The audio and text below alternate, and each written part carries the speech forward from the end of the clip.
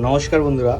তো আমি একটা আপনাদেরকে ভিডিও দেখাচ্ছি, যারা মলে আসেন, যে কোনো মলে টাইল রুমে টাইল করতে আসেন, ছেলে মেয়ে উভয়ের ক্ষেত্রে বলছি। কিছুদিন আগে একটা আমারই এক বোনের সাথে প্রতারণা হয়েছিল দুর্গাপুরে একটি মলে। এই যে গিলাস, যেহেতু আমি অ্যালুমিনিয়াম গ্লাস ওয়ার্কের কাজ করি বলে গিলাস সম্বন্ধে আমার অনেকটাই আইডিয়া আছে। এই যে যখন দেখবেন টাইল রুমে এই যে টাচ করছি, ওই উপর আয়নার যে অংশটা দেখা যাচ্ছে আঙুলটা আমার অনেকটা দূরে, এই গ্লাসটা ঠিক আছে।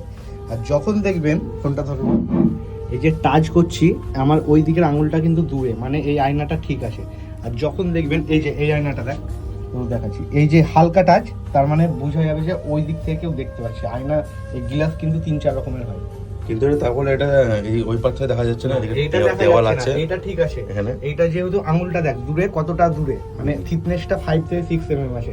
আর যখন দেখবি হালকা আঙুল টাচ এই রকম কাছে কাছে, তখন জানবি অপর প্রান্ত থেকে আয়না দেখা যাবে। এই গ্লাসটা 2 রকমের হয়।